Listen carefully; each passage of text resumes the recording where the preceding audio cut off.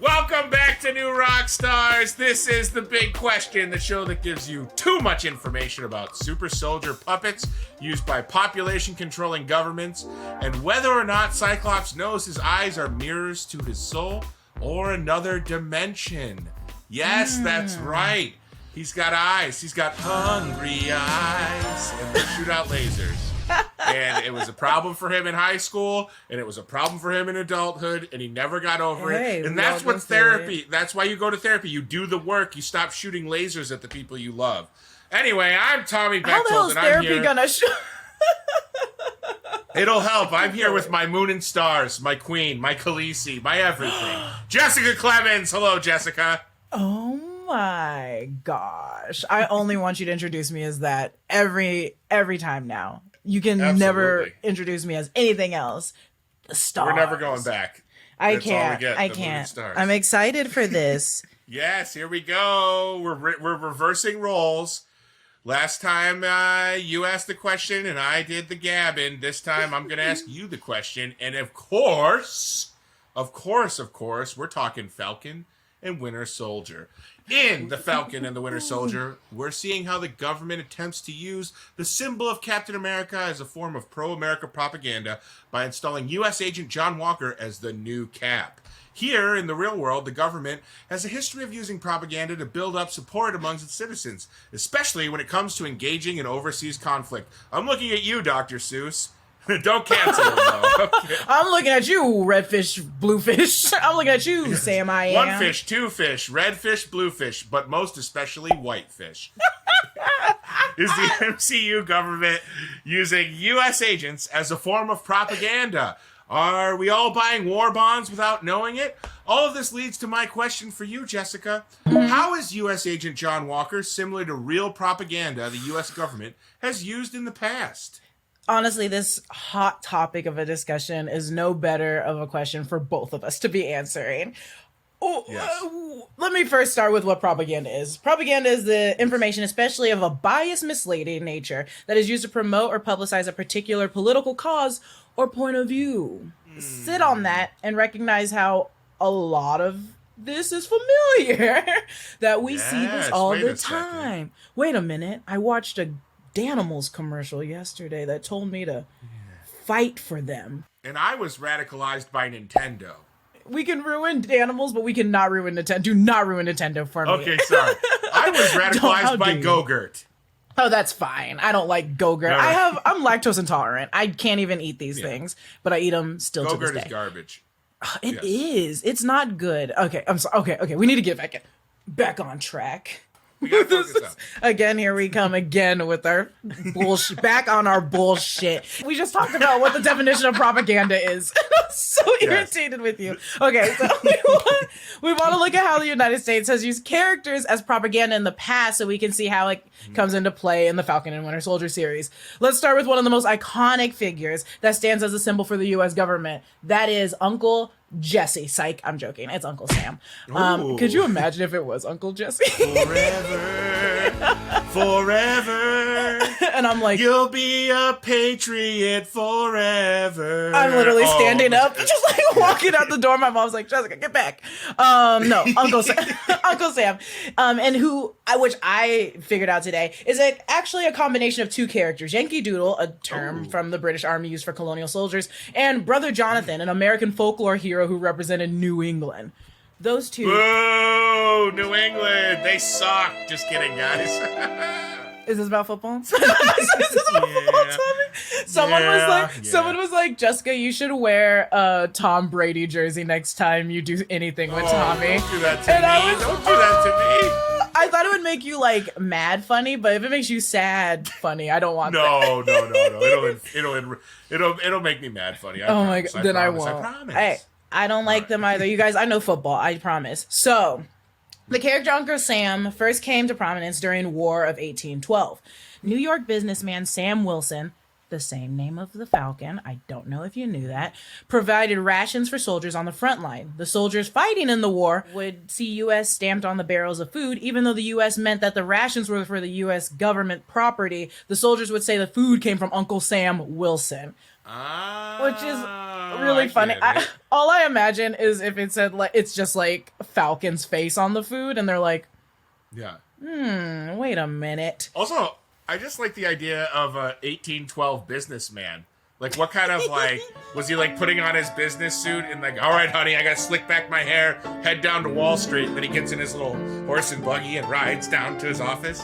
Oh my god, tell me how, for some reason, when I think of 1812 businessman, I think of, like, the stock market crash, like, clip art of, like, a man with a barrel Yes. and suspenders. Yes. And he's like, honey, I'm going to work. I don't know why, but, like, that's all I think. He makes money, but for some reason, he's still living in this barrel. That's all I think about. The Uncle Sam character had his look fully cemented with World War I recruitment poster we all know and love, created by J.M. Flagg in 1917. The "We Want You," that poster that has been recreated and is on video games and on posters and everywhere. You know the poster. The image of Uncle Sam has been used heavily for military recruitment in World War I and World War II, and his personification of the American spirit is a symbol that promotes national pride and is recognized around the world. It's important to remember that Uncle Sam is a representation of the American government, not its people, which make him a unique figure. Well, I wonder what they're going to use him for World War III. They're like, oh, dude, we already used him like twice, and I don't know if people even like him anymore. We'll make a cryptocurrency for him. Sam coin. No. That's a scam. I download the Robinhood app immediately to see how much money I'd make. I don't use Robinhood, you guys. Google. Okay, Google. Google, show me this guy's balls, please. Okay, Google. How do I make cryptocurrency? How do I make cryptocurrency? I feel like name something that's like sounds illegal but isn't illegal. I feel like it's this. I don't trust it. I don't trust it, you guys. Yes. But this will be the World War III version of it. Or it'll be like Tesla or something. He'll be like the face of Tesla. Oh God, his cars. Uncle Sam's cars sound awful. No, thank you. Beep beep. Seatbelts, everyone! Cruising on down Main Street, you're relaxed and feeling good. Other countries have their own characters that are personifications of their government or citizens. The French Republic has Marianne since the French Revolution. She's been the personification of the French Republic. She has been depicted on currency, the official government logo, monuments through the country, postage stamps. She's the official emblem of the 2024 Summer Olympics in Paris. This bitch is already prepared to be on something, and it hasn't even started yet. She is an icon. Oh, there's another one. Okay, so John Bull is the personification of England and is usually a stout gentleman with a waistcoat and tails, a top hat, a cane, and a fetching vest. Big Winston Churchill energy over here. This is the man I'm gonna marry. Bull. This is the man I John love. Bay. More like John Bull bang me. Yes. John Balls. John Ball. Just jump to John Balls. John Balls. I hate you so much. That's not even a good name. It's not. It's a terrible joke. That's a porn star's name. What's your name? Yeah. John Balls. John Balls. Very subtle. Like, is there anything about? Nah, they're normal. I just like to name myself. Yeah, ironically, huge shaft. Small balls, but just in the name. Balls. But he also comes in with a waistcoat and tails, a top hat, a cane, and a fetching vest. Oh my god. Good day, I'm John Balls. Also, reading this out loud, I was like, this is the one Tommy's gonna fall in love with. This is the one that Tommy's gonna be like, ooh, I'm here for this guy.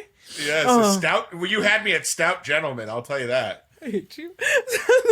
So the British also have, and excuse me if I'm pronouncing this wrong, Britannia, the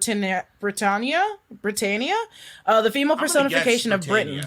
That's what Britannia. Yeah, okay. The female personification of Britain. She is traditionally a female warrior with a trident and a dang shield. The first uses of Britannia date back to Greek and Roman times, where she appeared in art, historical documents, and on coins. She would kick my ass. Brianna Tarth, who? Because Britannia. I need to set a quick reminder. All right, calendar. bring me back to this webpage around 9 o'clock tonight after I light some candles. Thomas, Thomas, I swear to God. John, we're stopping here. I'm not even going to give you guys the rest because Tommy's going to try having sex with every iconic character. Mary Kill, Uncle Sam, John Balls, and Britannia. And let me tell you what, the answer John is Balls. Britannia. Yeah, Britannia for all three. I was like, I'm going to marry John Balls because then my name will be Jessica Balls. Kill Uncle Sam. Yeah. Kill Uncle Sam. I'd marry John Balls. I hate you so much. We're not even past the first one. Okay, let me finish. We're fine. Let me finish. We're good. Let me finish. We're fine. We are fine. Okay. And Britannia. Russian. Okay, so and the Russians have Mother Russia, derived from the Slavic goddess. And I'm so sorry, you guys. I'm going to butcher this, and I'm going to try Mokosh. I'll say oh my God, I'm just gonna say Mokosh. I'm so sorry. Mother Russia is another female warrior that was a symbol for the Russian people during many revolutions and civil wars. She is also depicted heavily in printed media with Marianne in Britannia. Oh my gosh, a mouthful. During the World War I, as 3 countries were allies during the war. Ooh. Don't look at the image. Don't look at the image. Don't look at the image. Gorgeous. Don't. Look at those arms. Stop it. Don't look at Tommy. Hashtag arm goals. You guys are looking into something we shouldn't even be watching. Tommy Look at V. that. Wow. Ooh, honey. Look at those I didn't toes. know the big question was just going to be me getting turned on by statues today, but here we are. I can't take Tommy to a museum, you guys. This is why you can't take Tommy to a museum. Study abroad, he can't go. He can't do it. They are cool as hell, though. Never. They're like, are you okay, nice. Tom? You're sweating looking at a bust. Oh my, no kidding. I need a cigarette after this. Take him away from this computer. I can't even finish this. In Falcon Winter Soldier, the U.S. government could see the symbol of Captain America as more important than actual person who wears the suit. And that's probably why they don't care that it's a nobody named John Walker in the series. This John Walker is the perfect example for all of this propaganda. This is what makes me really excited for Falcon and Winter Soldier, because we're getting into a part which I think Voss already mentioned, how no one's really bad. There's no bad characters or evil characters. It's people that are they make sense. They're like Killmonger, Thanos. It's I get your plan. It makes sense. It's justified, but you're doing it in a horrible way. Right. At the cost of other human lives. Yes. And that's why, and I think this is going to be so fun to get into, now we're getting into, American propaganda. And I'm like, you guys, there's a lot of it. All right, let's pile it on. Let's get out of here. That's a lot of propaganda. Oh, okay. Oh, so go back. There's another. Okay, so left out the most iconic one. The number one that Tommy's going to love more than any of them for pro-war propaganda was Rosie the Riveter. Wow. Our girl, our strong girl. We can do it. We can. Oh we my God. can, and we shall. Oh. Look at her. Look at her. God. Stop it! I'm not even gonna click on the image. You're gonna make me Ew, meow. Treat yourself. Okay, I'm gonna treat myself. Treat yourself. I'm gonna treat myself to this image. Yep, it's the We Can Do It poster, you guys. Meow. We're doing exactly the opposite of what she was meant to do. No, I'm never just what? sexualize her. It's her work ethic that turns me on. That's true. Sorry. That's my fault. I was assuming wrong. You are a good man, No. Tommy. You sexualize the work ethic. Isn't that what being a woke male feminist is? Sexualizing work ethic, right? I think you're completely wrong, but Yes. go on.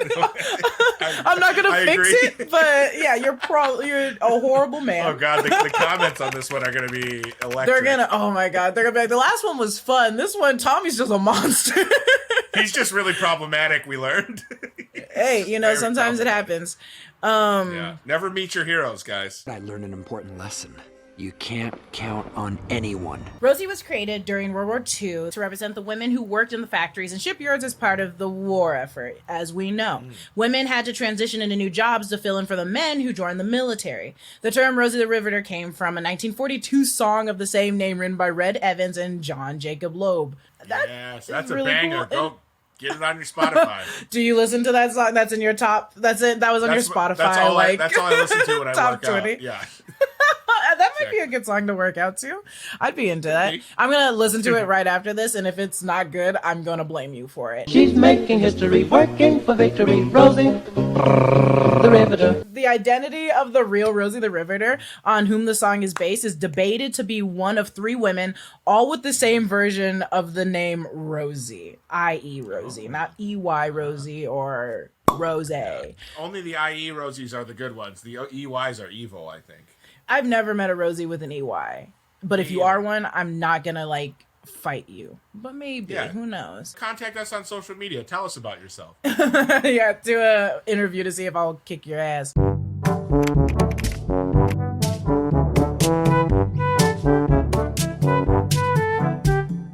Jesse, don't do it. Norman Rockwell painted a picture of Rosie the Riveter for the cover of the Saturday Evening Post in 1943 that became wildly popular. This image was not used much after the war due to the Rockwell estate's iron grip on the copyright.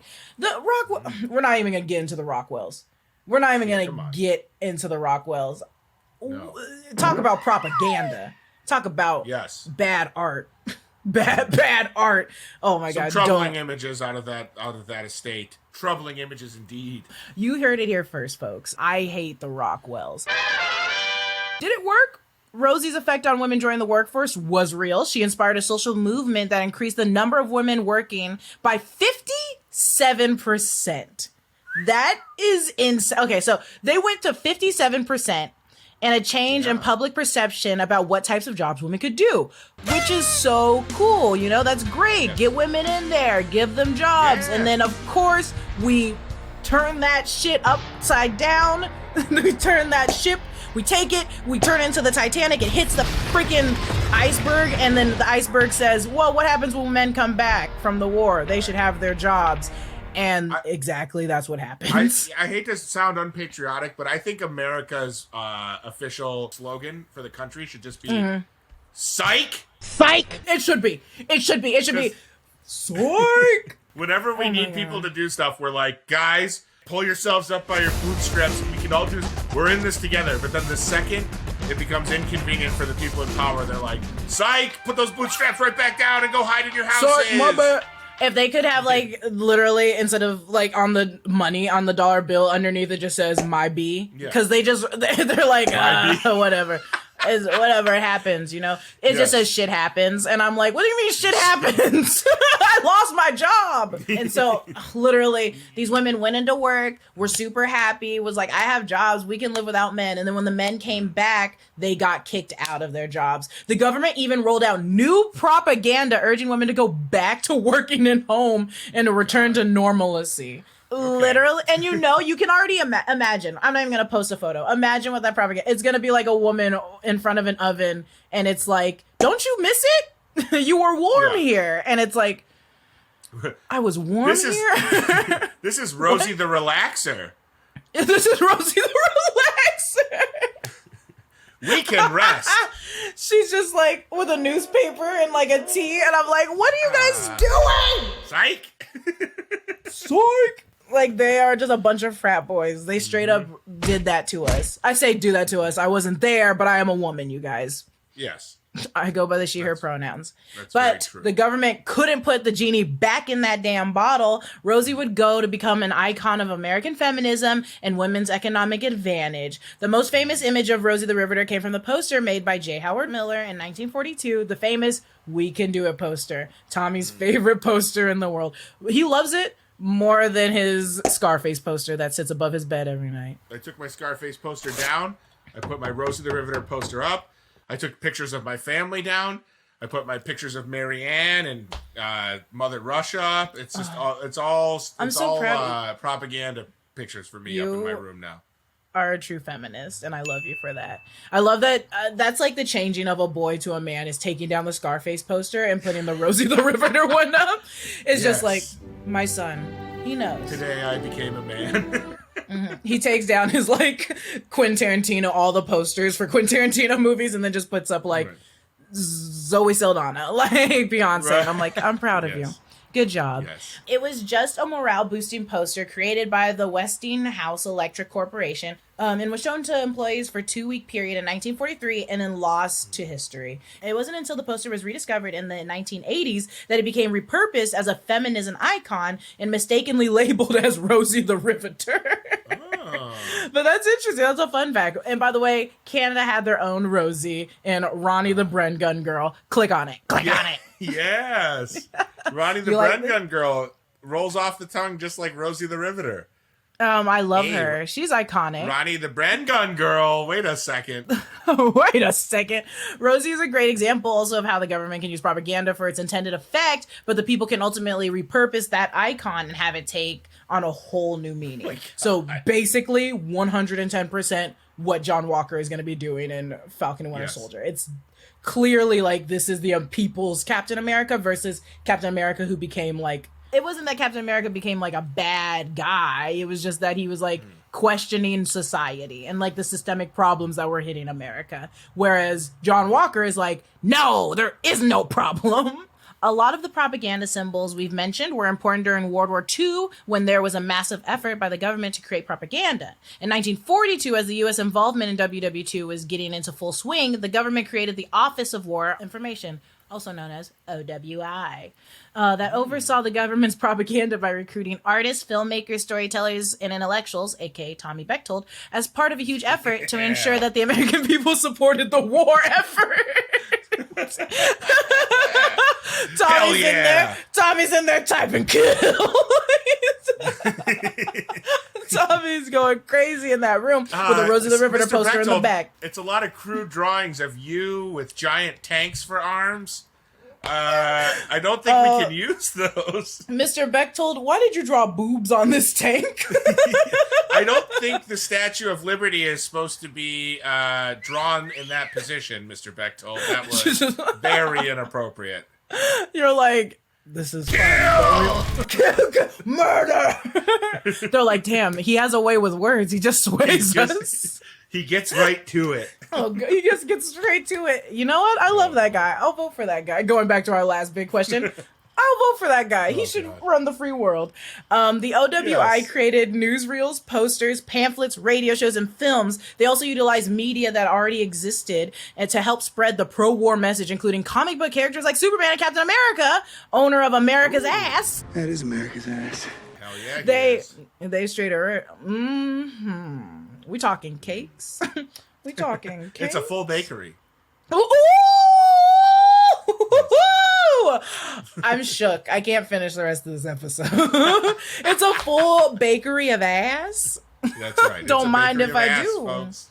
Sponsored by the good old US of A. That's how they're gonna get me. I'm gonna be like, I was lured by the ass factory. Right. United States of Ass. God, they got me. They knew I love ass so much. So Joe Simon conceived of Stop.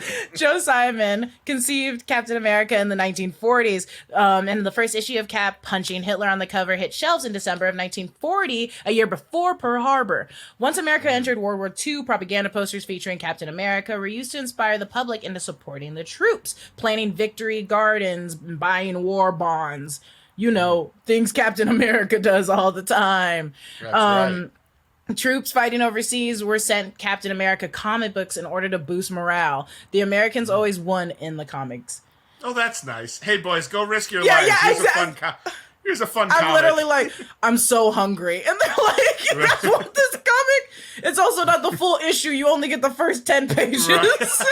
But you got to subscribe. You come back, you can buy it. If you send, exactly. You can subscribe. You can take some money out of your own pay and then buy the rest of these comic books. Yeah, you can open another chapter. That's why I was like, that's absolutely how it went.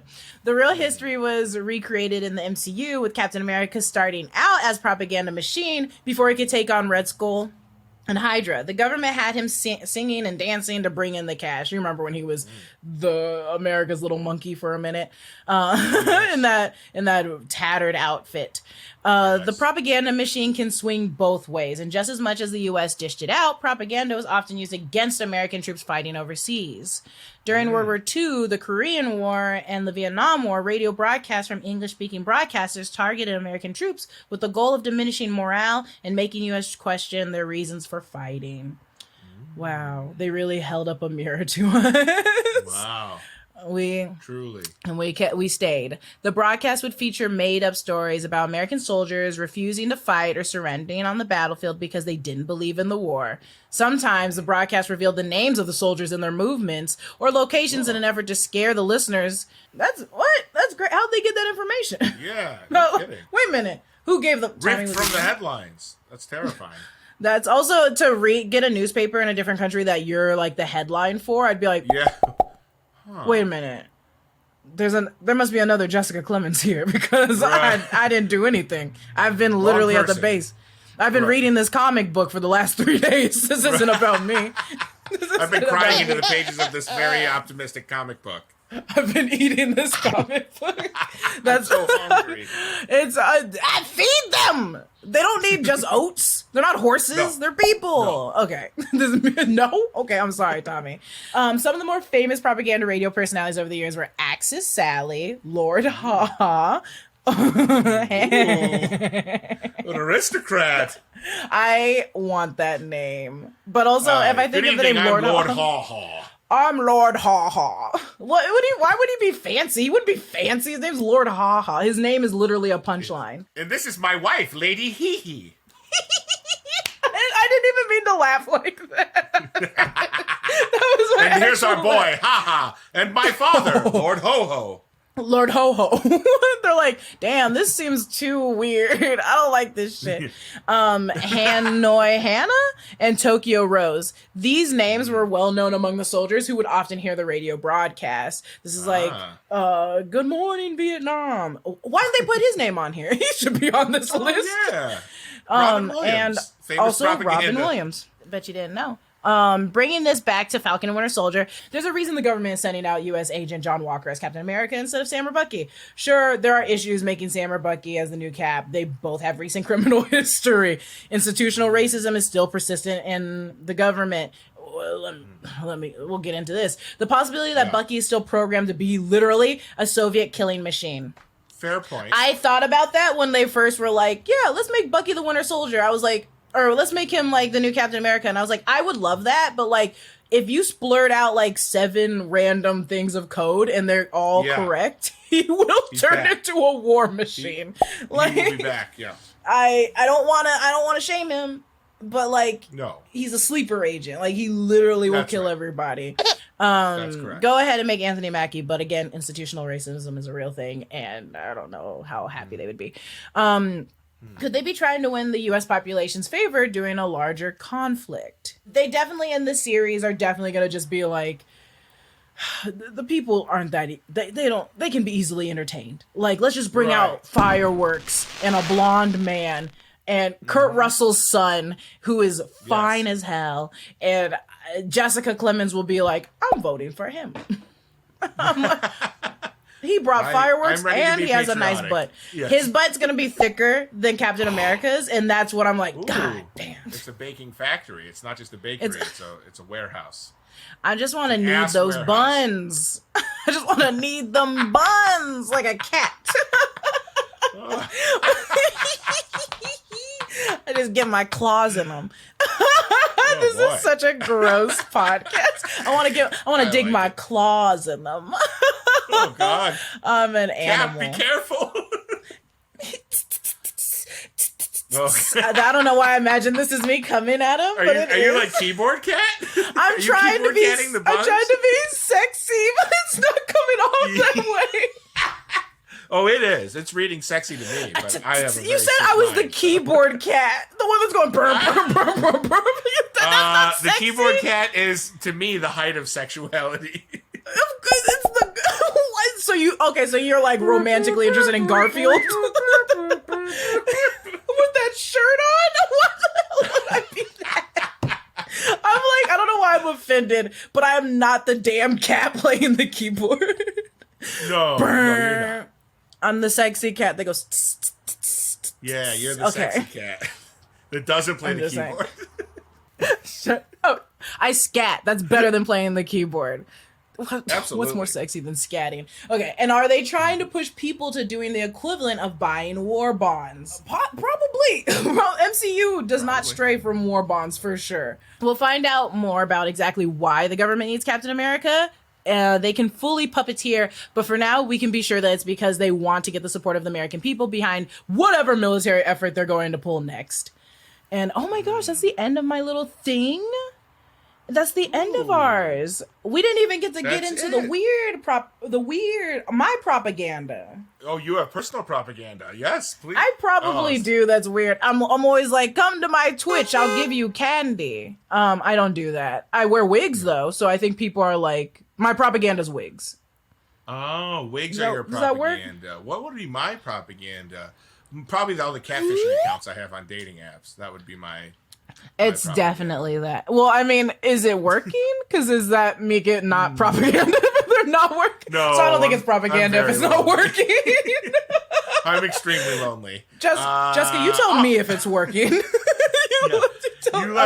take a look at my life and tell me if you think anything is working here. Stop it. All right. Me. We're going to dive into our bite-sized questions next, but first, a word from some of the folks that help us bring you Big Question. Saving money is at the top of everyone's resolution list. For me, it goes lose a little weight, reunite with my family, meet my birth father, take Jesus Christ into my heart a little more, and saving money is number 5. So stop paying insane amounts of money every month for wireless, you idiots! As the first company to sell premium wireless service online only, Mint Mobile maximizes your savings with plans starting at just $15 a month. So for 1 cup of Starbucks coffee, you can get a mobile plan. And I'm talking the fancy, like the unicorn latte or whatever that thing was that came with whipped cream and sprinkles, those expensive ones, because it's a little more, it's like 2.5 cups. Anyway, here at New Rockstars, Philip switched to Mint Mobile, and he loves it. I wouldn't know that because he won't return my calls, and when I text him, he says, wrong number, please stop texting. He saves more than $20 a month from his old plan, and he gets to use a 5G network, which he holds over my head as kind of a tech flex. You know, I'm on 4Gs. Some people, they only get 3Gs, but Philip, he's a 5G for gangsta. All right. Mint Mobile offers premium wireless for as little as $15 a month. All plans come with unlimited talk and text, so gab to your girlfriends, your boyfriends, and all your friends in between on that beautiful spectrum we call life, okay? High-speed data delivered on the nation's largest 5G network. Use your own phone with any Mint Mobile plan and keep your same phone number in existing contacts. Wouldn't that be crazy if they were like, delete all your contacts? Mint Mobile is a fresh start for you. You'll make new friends. You'll find new lovers with Mint Mobile. And let me tell you something, guys. You take a look in the mirror and you're not 100% satisfied with what you see, Mint Mobile has nothing to do with that. But when you go to your phone and you're not 100% satisfied, Mint Mobile has a 7-day money-back guarantee. You get a calendar week to decide if this is the phone plan for you, or they'll ship that money right back to you. So to get your new wireless plan for just $15 a month and get the plan shipped to your door for free, go to mintmobile.com/bigq. That's mintmobile.com/bigq. Cut your wireless bill to $15 a month at mintmobile.com/bigq. All right, folks. I want to talk to you now a little bit about Masterclass. Masterclass lets you learn from the world's best minds, anytime, anywhere, at your own pace. Learn how to DJ from Questlove, improve your storytelling skills with Neil Gaiman, or learn writing for television from Shonda Rhimes. I have a masterclass in how to sleep in on important days when you have things. It's called Deflecting Responsibility and Self-Sabotage with Tommy Bechtold. Well, you have a big job interview? Well, they can't not give you the job because of your own merits if you don't get the job because you never showed up, guys, all right? That's a free little bit of my masterclass. Anyway, with over 100 classes from a range of world-class instructors, that thing you always wanted to do is closer than you think. Unless it's murder. There is no murder masterclass. Just watch Netflix like a psychopath. At New Rockstars, we've been digging some of the filmmaking masterclasses from directors like Spike Lee and David Lynch. I call him Davey Lynch, and he tells me not to do that. They've even got an acting class from Jane Foster herself, Natalie Portman. She doesn't go into a ton of detail about how to act like the aether is getting sucked out of you, but she does cover a lot of good material. And she has an Oscar. Now, again, if you want to hear more about things getting sucked out of you, go to my masterclass, because we talk about that for an hour and a half. Just different things that have been sucked out of me over the years. Stop it. Masterclass is accessible on your phone, web, or smart TV. Each class is broken out into individual video lessons, usually around 10 minutes long. Members can explore at their own pace, and each class is supported by downloadable materials like lessons and recipes. Oh, that's right.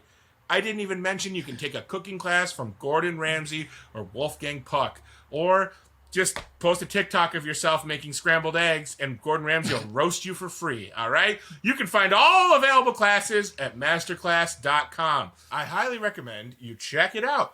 Get unlimited access to every masterclass, and as a Big Question viewer, you get 15% off an annual membership.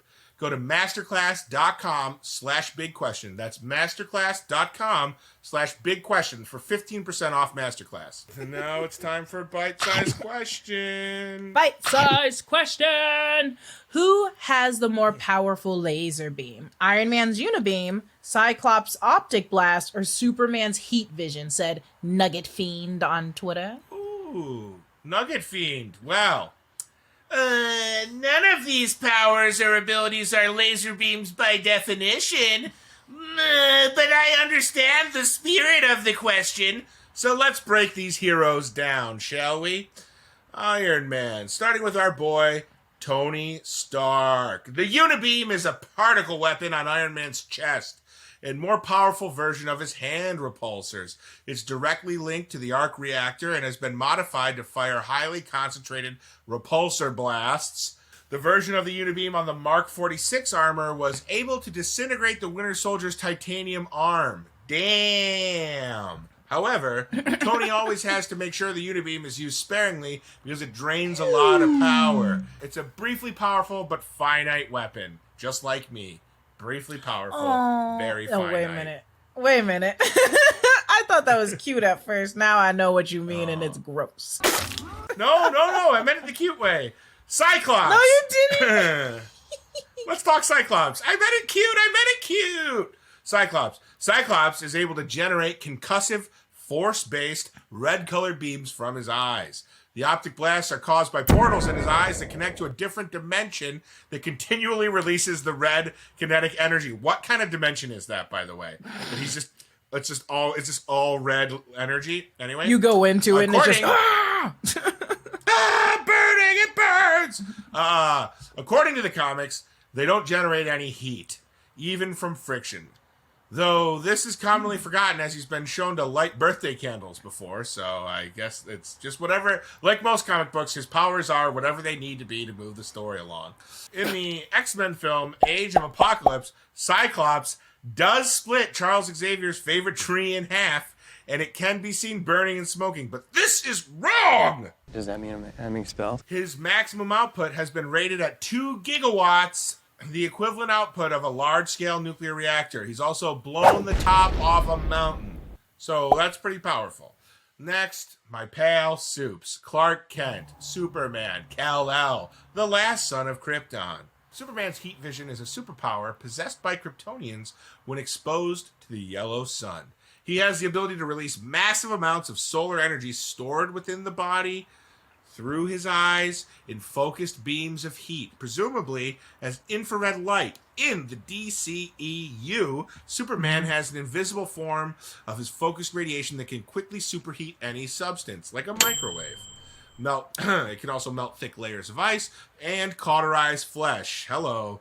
When he really lets loose those fiery orange invisible beams, Superman can cut through the toughest metals. Superman's eyes melt steel beams, you conspiracy anyway, Superman can cut through the toughest metal, and while he can't slice through fellow Kryptonian Zod with them, he can cause him intense burning pain, so that's kind of nice. We're not sure how hot Superman can make his heat vision because science is unable to accurately measure it because he's not a real person, and you guys need to reassess your life priorities if you think this science is real. Cut that part out. I don't want to hurt people's feelings. In the comics, he's been able to burn up an entire planet and go toe-to-toe with Darkseid's Omega energy. So that's pretty powerful. It's understandable that it's very, very powerful, but put him in a windowless room and deny him some yellow sun, and he's got nothing. Just like me. Put me in a windowless room, deny me the sun, and I stop making music. If all 3 movie versions of these characters were to meet up, Cyclops might be able to take the cake here with the mountain blasting eyes. Yeah, that can blow a mountaintop off. That's right. So, you know what I always say? Get toxic in the comments and fight with each other about who this is, but I'm going with Cyclops. So do Mary kill with Cyclops, Iron Man, and Superman. I really need to know these. But they're not with lasers. Laser eyes. Yes. But they're not lasers. Yes. No, they're just these hotter aren't than a lasers. microwave. They're portals to another dimension. Oh! He can take me to that dimension. Not Cyclops. Whoa. Not Cyclops. Yeah. But Henry He's kind of a Cavill. doofus. He is a doofus. That's why. That is it. Truly, when people are like he's attractive, I think of how much of like a goof he is, and I'm like, no, he's not. Yeah. He's a little butthole. Agreed. Agreed. Are we ready for a little box of scraps? Let's do it. It's time for box of scraps. Say it one more time. Box of scraps. I love that. Oh, okay. Tommy, I got a box of scraps question for you. With a box of scraps! What big popular fandom do you feel like you've never been able to get into before even though you've tried? Ooh, so, back when people were allowed to socialize in person, I contended. I attended a lot of Comic-Cons, different Comic-Cons all over the country, giving my gift of nerd knowledge and comedy everywhere I went. But there was one fandom that I just never could get involved in no matter how hard I try. It's something very important to a lot of my friends. It's something they love, they reference. They dress up like a lot. They do improv shows based on... And the answer is Doctor Who. It's Doctor Who. I just don't get it. I tried to watch it. It didn't connect with me. I've watched at least one episode with every doctor except the woman one because I'll never accept her as a doctor because she's a girl. But God, I knew it. You're so problematic. I sensed it. No. The fans sensed it. Kidding, of course. But I just don't like Doctor Who. I'm sorry. It's not I don't like it. It doesn't resonate with me. I'm not into it. You can cancel me all you want for many things that are way worse than this opinion, but the truth must be known. I am not a Doctor Who guy. What about you? I'm trying to think about it because I can get into like everything at a minimum. Because like Doctor Who, I haven't finished it, but I did watch like 3 of the Doctors and I liked it. I just didn't finish it. So I guess like one that I don't get like, I'm looking around my room to see what's the opposite of what I don't like. I don't go crazy. I don't go crazy for Fast and the Furious. Oh yeah. I don't like Fast and the Furious. Tried to watch it, didn't like it. Don't understand cars, only love Ludacris. Right. He is the best part of those. He's the best part. He is the best part of those movies. I was like truly trying to think of what's the opposite of what I watch, and I was like, I can't do any of the Fast and the Furious things. No. If you took me to a Fast and the Furious convention, there is a Fast and the Furious convention. No, but I feel might Venice Beach. And it's just where every bald man in Venice Beach meet up. you just go to Venice Beach and yell family, and they all run at you, and they go ooh, and they run in with their muscle cars. You hear them coming from like 20 minutes away. Oh my god, I would not want to be in the town during that. No, my nephew refers to Vin Diesel as Dominic Toretto and nothing else. He won't even acknowledge that Vin Diesel is in other movies. He just idolizes Dominic. He doesn't. He's like, that's Dominic Toretto does the voice of Groot. But I love that he says the full name too. He says the full name. Oh yeah. When he came out here to visit, we took him to Universal Studios, and they have the Fast and the Furious part as the end of the movie tour, and Vin Diesel is not even there. It's just a video of him, and it was like I think my nephew was legitimately nervous to see his image. Like he was like, maybe he'll somehow sense I'm here. But God, dude, I don't. Yeah. I can't. Oh my god, I love that so much. That touches my heart. Now I feel bad. I'm not making fun of the fandom. Movies are overrated. I love everyone in it. Don't get me wrong. It's just that I'm like, you can go so fast in cars, and it gets me every time. Well, and it's like not really like it's like cars and science kind of, but it's not really. They defy logic and gravity. They're just, I think they are good for what they are, which is like 2.5 hours of excitement or 2 hours of like, explosions and chases. And if that's what you're in the mood for, God bless you. But if you're a man like me, a man of substance, a man of deep artistic need, then watch something with a little more depth to it, okay? Maybe turn on a Kurosawa film. Maybe go and see watch some old westerns done by Italian men. I don't know. Tommy wants you to put on Gotham and watch every season and every episode. Watch season 1 and 2 of Gotham, and then look at my drawings of Jim Gordon and various characters in Embraces. It's just a hugging Jim Gordon series. Is Jim Gordon your favorite character? I feel like you would because love him. because he's everything I love. He's a cop, and I love the police, and he has a mustache. I just think it's funny. I thought, never mind. I guess I'm wrong. Egg on my face. I'm just kidding. What do you mean? I like Jim Gordon. That was funny. I didn't mean to not yes and that. I like Jim Gordon. I do actually like Jim Gordon. You know what I really like is the guy who plays him, Ben McKenzie. I'm a Ben McKenzie in Gotham. Fan. Yeah. Oh, okay. I was like, there's a lot of people that play Gary Oldman. Just the one guy who played it. It's not the same actor in all the movies. No, not even in the animated series. You're telling me it's not that guy too? No, I thought they were all Ben McKenzie. No, they're not. I'm so sorry. Well, speaking of Fast and Furious, we're gonna fast and furiously move on from my faux pas, and that's it for this episode of Big Question. Oh my God, we learned so much. We had fun. We learned a little. We learned a lot. We said some things we meant. We said some things we didn't mean. But by all means, don't try and discern what was what. Don't look for subtlety. Don't look for nuance. Just react knee-jerk in the comments. Whatever you feel first is the right thing. If you're upset about it, don't search for any layers. Just come at me, all right? No, Thank you. Don't listen to Tommy, you guys. It's funny. Tommy says that he is a white man and I am a black female. Do not do that. You know what? No. Come at us. Come at us with your first instinct. No, don't. I'm kidding. Of course. Please don't. Please I'm just like, please, please. I can't. Be nice to us. And if you're mean to Jessica, I will find you. I'm gonna dox everyone that's mean to me. I will personally put a virus on all of your computers that just say naughty boy, because I'm sure you're all men when it comes up. All right. That's it for this episode of The Big Question. Thank you, Jessica, for joining me this episode. My God. I'd go to the end of the earth for you. Follow her at Lulu Clemons. Follow me at Tommy Bechtold. Follow New Rockstars. Send us your big questions using the hashtag Big Question. Subscribe to this podcast feed and give us a nice rating and review. Subscribe to New Rockstars here on YouTube. Hit that notification bell, baby. Let us know what you think. If it's nice, if it's not, take it and cram it in your pocket and save it for an Eric Voss video. We love you very much. Goodbye, Jessica. Goodbye.